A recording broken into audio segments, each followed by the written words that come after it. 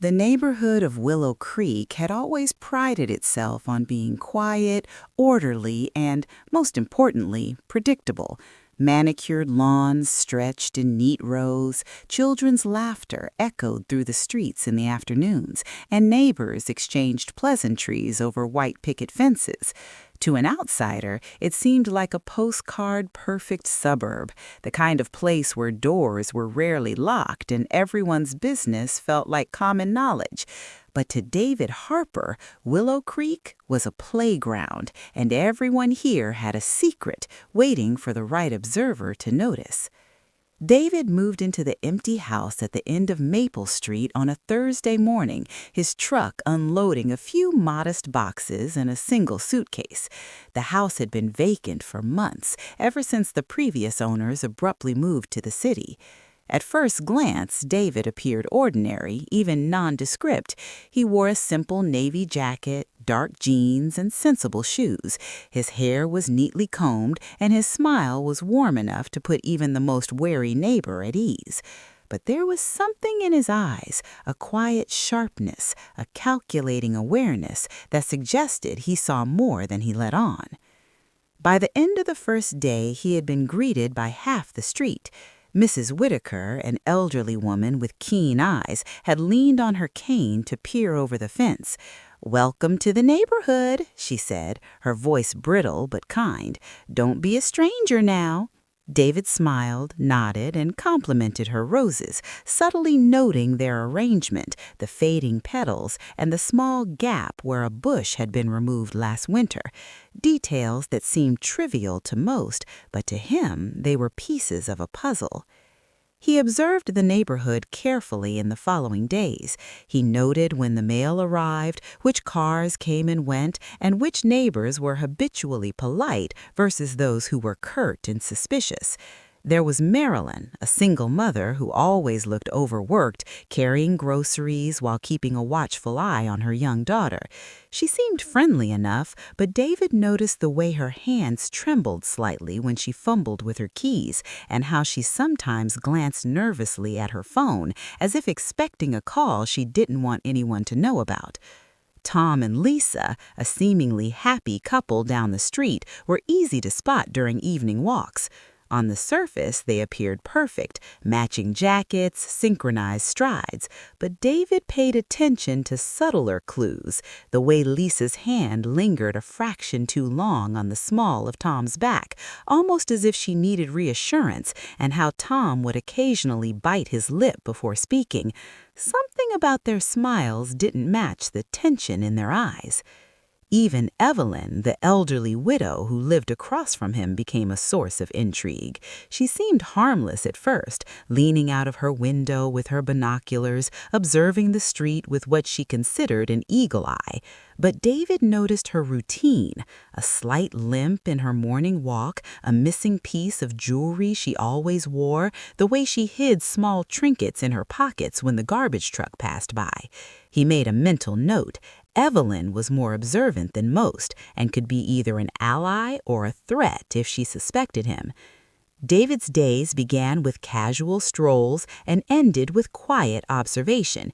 He would stand at his window at night, looking out over the street, his notebook open on the counter. Small, precise notes: who left the lights on, who whispered arguments behind closed doors, who threw away envelopes unopened. His writing was meticulous, almost obsessive. Every detail mattered, no matter how minor it seemed. Over time, he realized that the more he observed, the more the neighborhood revealed itself. Little habits, small fears, and private routines were all there for him to see. The tension began subtly. Packages left on doorsteps would go missing, only to reappear slightly moved or tipped over. Lights flickered at odd hours, though the power was never faulty. Sometimes he thought he saw a shadow pass across a window, though when he investigated, there was nothing. Neighbors whispered about small annoyances, attributing them to petty mischief or coincidence. David merely watched, taking notes and smiling to himself. One evening, as the sun dipped low and painted the sky in streaks of orange and crimson, David walked past Marilyn's house. She was in the driveway trying to wrangle her daughter and the groceries at the same time. A small envelope slipped from her bag, falling to the ground unnoticed. David bent down, picking it up carefully.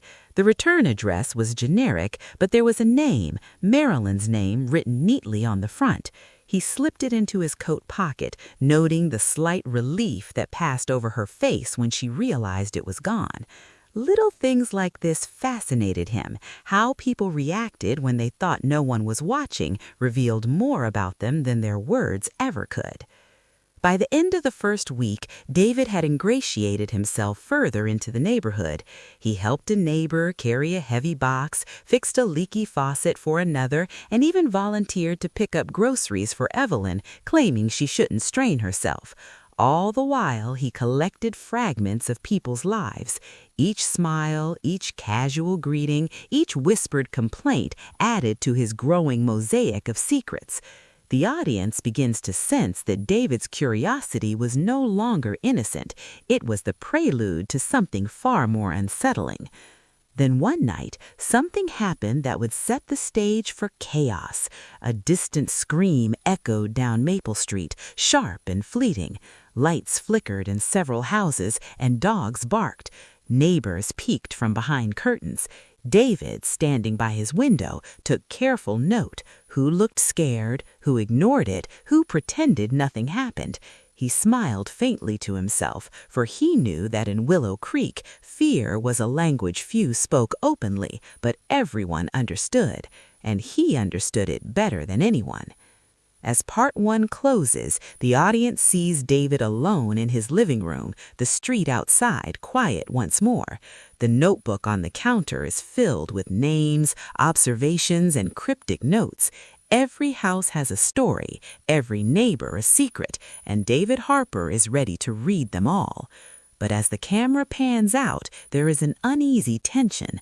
The neighborhood may seem idyllic, but the calm is fragile, and someone who knows everyone's secrets is never truly harmless.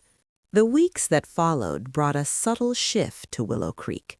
At first, it was barely noticeable, small, almost imperceptible disruptions in the rhythm of daily life.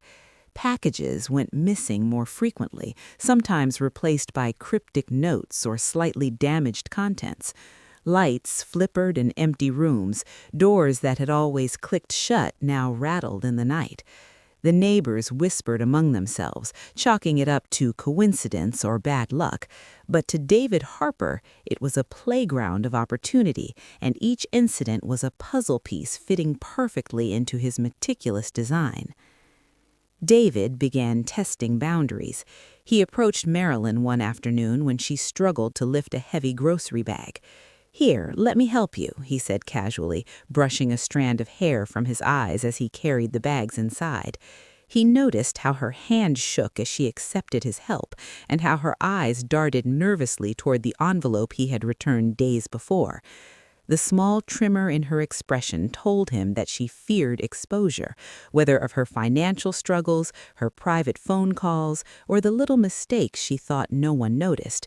That tremor fascinated him. Next, David's attention turned to Tom and Lisa. He lingered outside their home during their evening walks, careful to remain invisible yet observant. He noticed a discarded note in the gutter, half hidden by autumn leaves, the ink smudged as though it had been handled in haste. Tom's name was on it, along with an accusation of betrayal. David pocketed it, smiling quietly to himself. He imagined the arguments that would follow when the note found its way to the wrong hands. Conflict, tension, and mistrust, the building blocks of his influence.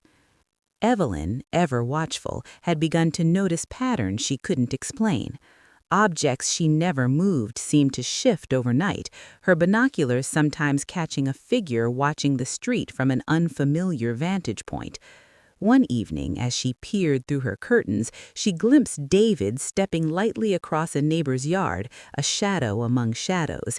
He was careful, deliberate, almost invisible, but the subtle confidence in his movements unnerved her. Evelyn scribbled notes in her own little notebook, a silent rebellion against the stranger next door. David's manipulations grew bolder. He began leaving small, anonymous warnings for his neighbors. A note slipped under Marilyn's door reminding her of overdue bills. A photograph of Tom and Lisa taken in a private moment sent to Lisa with no return address.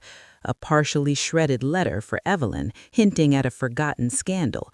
Each act was calculated, precise, enough to sow doubt and unease, but never enough to be traced directly back to him. The tension in the neighborhood thickened like fog rolling over the street at dawn. Neighbors began to feel it. Marilyn started locking her door at unusual hours, glancing over her shoulder when she walked to the mailbox. Tom and Lisa's arguments spilled into the street, voices raised where before they had remained contained behind closed doors. Evelyn began leaving her porch light on all night, a silent signal that she was aware, watching, and unafraid. Willow Creek, once serene and orderly, had begun to twist under the weight of secrets revealed, real or imagined. Detective Harper entered the scene with methodical precision. Called in after reports of break-ins with nothing stolen, he was a man whose instincts were honed to recognize patterns others missed. He walked the street carefully, notebook in hand, observing behavior, listening to neighbors' accounts, piecing together the small anomalies that had grown into a pattern of intimidation and fear. His eyes lingered on David more than once. There was something about the new neighbor that didn't fit, too attentive, too helpful, too precise. Harper made a mental note to watch him closely, though he had no proof, only suspicion. Meanwhile, David's game escalated. He started attending neighborhood events, blending in seamlessly, laughing, offering help in public. To the casual observer, he was the model neighbor, the helpful, friendly man everyone admired. Yet, behind that facade, he orchestrated tension like a conductor controlling a symphony. He left small hints in conversations, dropped suggestive remarks at the right moments, and observed reactions with the keen eye of a predator. The situation reached a tipping point one chilly evening when a fire broke out in a neighbor's garage. No one was hurt, but the flames were enough to send everyone into panic. David appeared almost by chance, offering assistance and directing neighbors calmly. While they scrambled to control the chaos, he watched, noting who panicked first, who acted decisively, and who froze in fear. Later, he would add these observations to his notebook, analyzing patterns and weaknesses. Marilyn was the first to feel the full weight of David's subtle terror. A late-night phone call left her shaken. She didn't recognize the voice, yet it knew details about her life that no stranger should. David didn't speak. He simply ensured the call occurred and observed her reaction from the shadows. Fear tightened its grip around her, shaping her actions, making her vulnerable, predictable. Tom and Lisa's marriage, already strained, began to unravel publicly. David's anonymous interventions, the misplaced note, the photograph, a rumor carefully seeded, caused accusations, recriminations, and bitter arguments that spilled into the neighborhood. Friends who had once considered the couple stable now whispered among themselves, unsure who to trust. David watched these interactions like a scientist documenting behavior in a lab, each reaction a testament to his growing power. Evelyn, never one to be cowed, began taking measures of her own.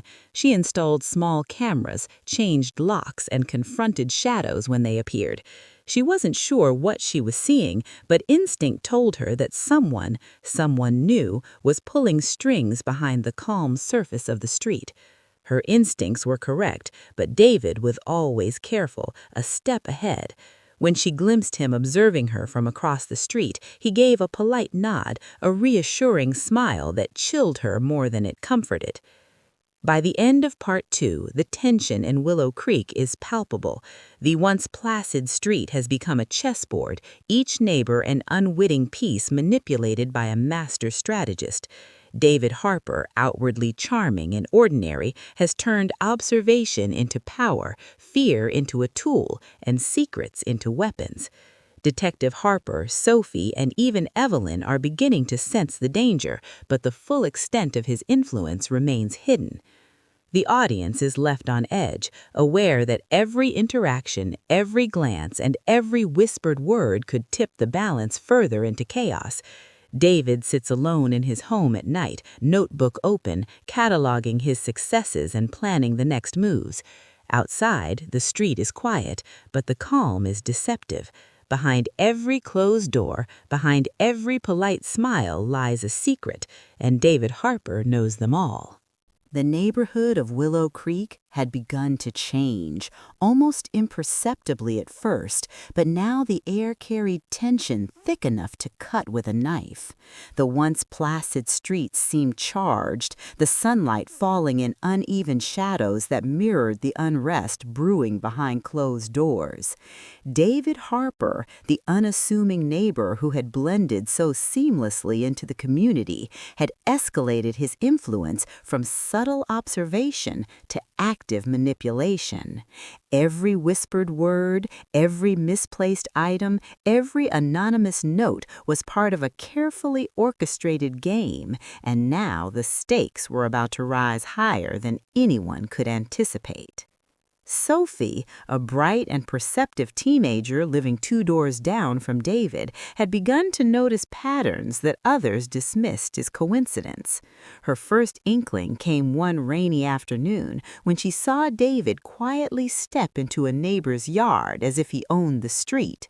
From her vantage point behind the lace curtains of her room, she watched him remove a small envelope from the mailbox and slip it into his jacket. She wasn't sure what it contained, but something about the deliberate care with which he handled it set off alarm bells. Over the following days, Sophie began keeping her own records, the times David left his house, the cars he interacted with, the packages he touched. She noticed how he lingered near windows when arguments erupted inside homes, how he smiled at the neighbors just as chaos seemed to follow him. There was an unnatural rhythm to his movements, a precision that suggested planning and intention. Her unease grew with each passing day. She realized almost with horror that David wasn't just observing, he was studying the neighborhood, learning weaknesses, cataloging secrets. Meanwhile, the tension among the adults reached a boiling point. Marilyn's anxiety had deepened into sear. Late-night phone calls, strange messages, and minor acts of sabotage, like grocery bags slashed or household items mysteriously moved, had begun to erode her composure. She no longer left her house after dark, glancing nervously at shadows and whispering to her daughter to stay quiet. Tom and Lisa's marriage collapsed under David's invisible hand. Anonymous notes and photographs, carefully planted at the right moments, stoked arguments that spilled out into the street. Once friendly neighbors now watched in silence, uncertain whether to intervene or stay out of the conflict. Each confrontation, each emotional outburst played right into David's growing web of control.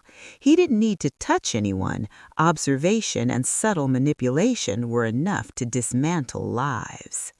Evelyn, the elderly widow, had become suspicious and vigilant. She installed small cameras at strategic points around her property and began keeping a detailed log of anyone who approached her home.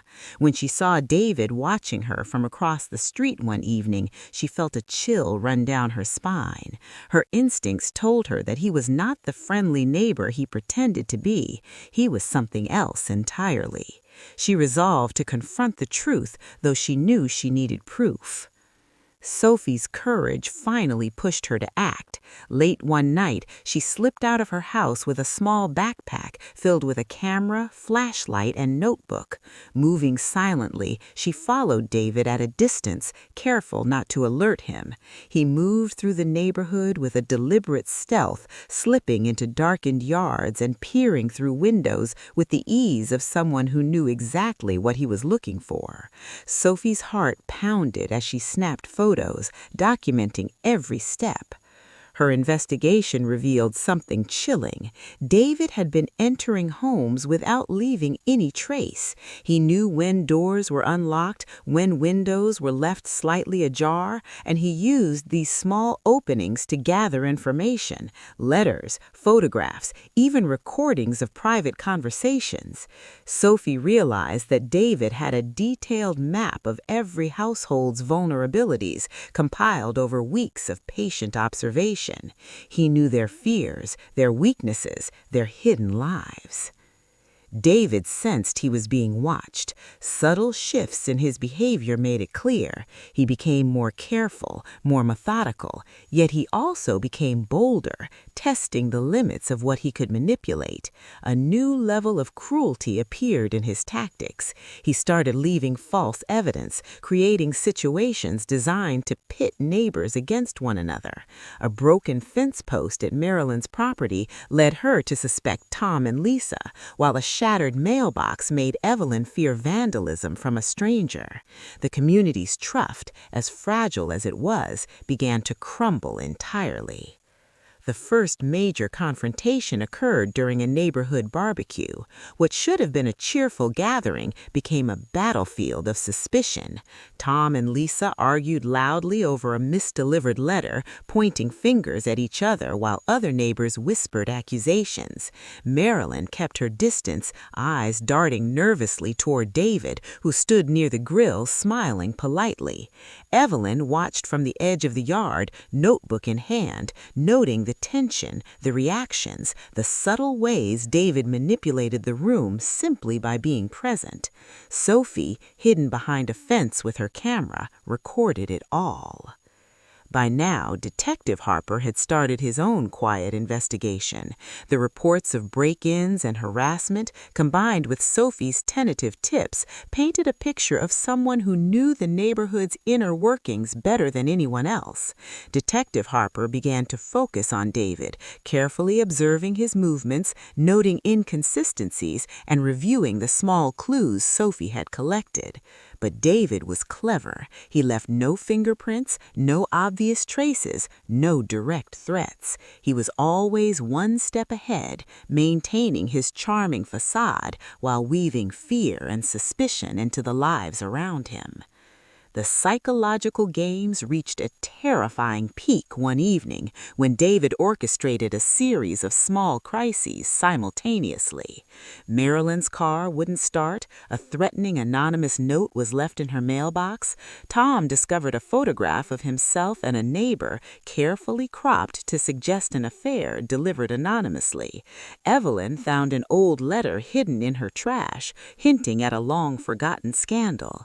Each incident was minor in isolation, but together they created a maelstrom of fear and distrust.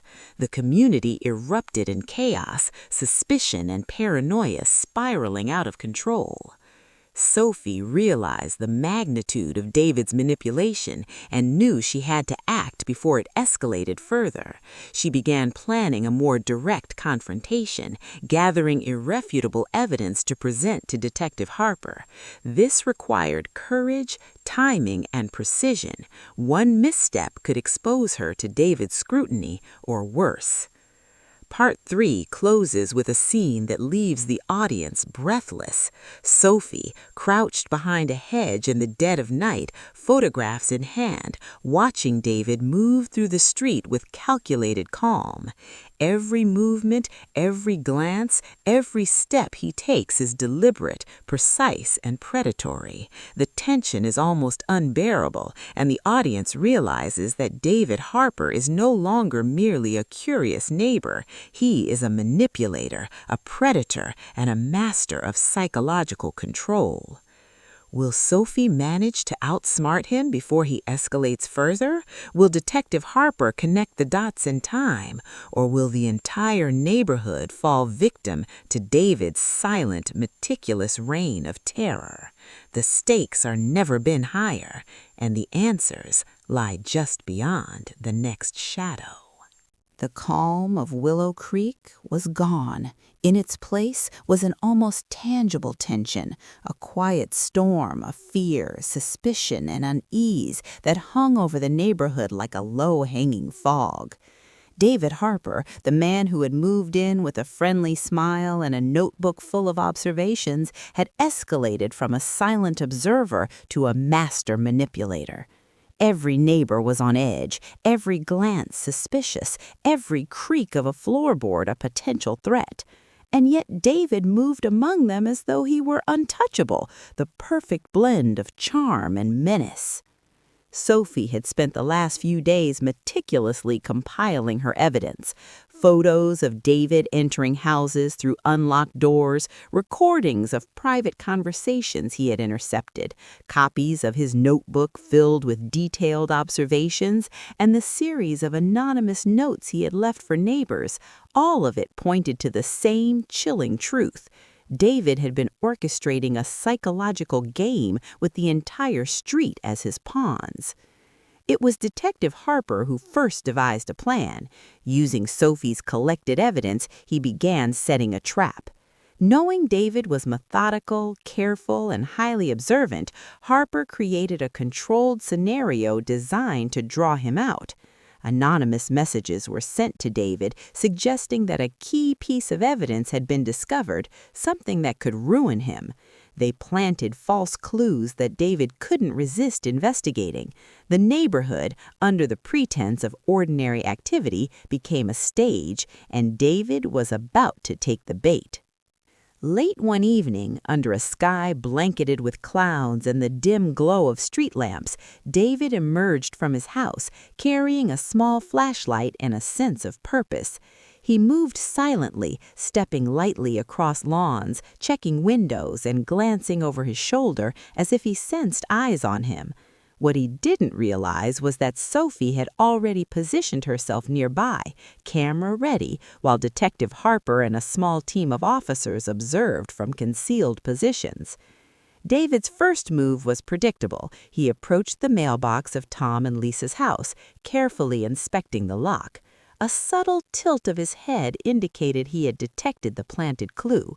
From Sophie's hidden vantage point, every motion, every pause, every small smile he allowed himself was captured. Harper's team moved silently, ready to intervene the moment David made a decisive move. Then David did something unexpected. He paused, sensing something was off. He turned his head slowly, scanning the street with the precision of a predator. His eyes briefly met Sophie's behind the hedge. For the first time, the smile faltered, replaced by a flash of recognition. He knew someone had been watching. Sophie froze, heart pounding, holding her camera as David's gaze lingered. The moment stretched, taut with tension, until David shook his head and continued, pretending nothing had happened. Inside David's mind, calculations raced. He began altering his route, choosing less predictable paths, testing whether this trap was genuine or merely coincidence. Harper's team held their positions, watching as the cat-and-mouse game intensified. Every move David made was deliberate, every pause a test of nerves. He was aware of the possibility of being caught, yet his confidence in his own cunning was palpable. The climax came when David entered a house he believed to be empty, one of the few he had yet to fully infiltrate. The officers moved in to contain him, but David was faster than anyone anticipated. He slipped through a side door before it could be secured, his movements precise, almost choreographed. Harper signaled Sophie to follow from a safe distance, while the officers spread out to cover exits. Every moment felt like a heartbeat in a horror movie, tense, silent, and unpredictable. Inside David's house, David moved quickly, scanning drawers, cabinets, and shelves. He knew this house held nothing. Harper had planted it as a lure, but he treated every detail as though it were vital. Sophie, hiding behind the doorway, captured every moment, her hands trembling with adrenaline. Then David paused, noticing a subtle discrepancy, a camera lens peeking from the corner of the room. For the first time, the predator sensed prey waiting for him. Harper's voice came through a walkie-talkie, low and controlled, directing the officers. "Wait, let him make the first move." The team froze, anticipation coiling like a spring. David's eyes scanned the room, calculating possibilities. Then, just as Harper predicted, he lunged toward the camera. At that instant, officers moved in from 3 directions, cornering him. David tried to escape, but the net was too tight. What followed was a tense standoff. David's charm vanished, replaced by sharp, cold awareness. "You think you've won?" he said, voice calm but laced with menace. "Do you really think you know what I've done, or what I can do?" Harper approached slowly, hands visible, speaking in a measured tone. "We know enough, David. It's over." But even as Harper spoke, David's eyes scanned the room, calculating, anticipating, and testing every escape route, even as the officers closed in. The confrontation reached its peak when David attempted one last psychological gambit. He threatened to expose secrets of the neighbors if anyone made a wrong move. He was calm, articulate, and terrifying in his composure. But Sophie, standing firm despite her fear, held up the notebook and the recordings. The evidence was undeniable. David's carefully crafted world of secrets and manipulation was collapsing around him. Realizing the trap was real, David attempted to flee again, darting toward a side window. An officer tackled him just in time, and the rest of the team secured him. The struggle was brief but intense, the tension of the neighborhood manifest in those fleeting seconds. David Harper, once the untouchable observer, was now restrained, cuffed, and facing the consequences of his meticulously hidden actions. The aftermath was quiet, almost surreal. The neighbors emerged from their homes slowly, unsure how to process what had happened. Marilyn clutched her daughter, tears streaming down her face. Tom and Lisa embraced silently, still shaken but relieved. Evelyn, ever vigilant, nodded to Harper, a small acknowledgement of her suspicions that had proved true. Sophie, exhausted but triumphant, handed over all the evidence she had collected. She had faced the fear head-on and had helped bring an end to the reign of terror that had gripped Willow Creek. Yet even as David was led away, a subtle unease lingered. In his restrained composure, he smirked faintly at Sophie, almost imperceptibly. There was a glimmer in his eyes, a suggestion that he had anticipated this moment, and perhaps that he had left behind small hidden traps that no one had yet discovered. The neighborhood, forever changed, realized that appearances could be deceiving and that evil often wore a friendly face. The final scene pans out over Willow Creek. The street is quiet again, bathed in the golden light of dawn. Law enforcement vehicles pull away, neighbors begin tentative conversations, and life resumes, but the sense of fragility remains. The audience is left with a lingering tension. The man who knew everyone's secrets is gone, but the memory of his manipulation and the knowledge that anyone's hidden life could be exposed at any moment remain etched in the community's consciousness. As the camera lingers on the now empty house at the end of the street, the notebook that once cataloged every weakness and secret sits on a dusty counter, its contents unknown to anyone but David. Though he is behind bars, the shadows of his influence linger, a chilling reminder that someone who observes carefully, waits patiently, and knows too much is never truly gone. Willow Creek has survived, but it will never be the same.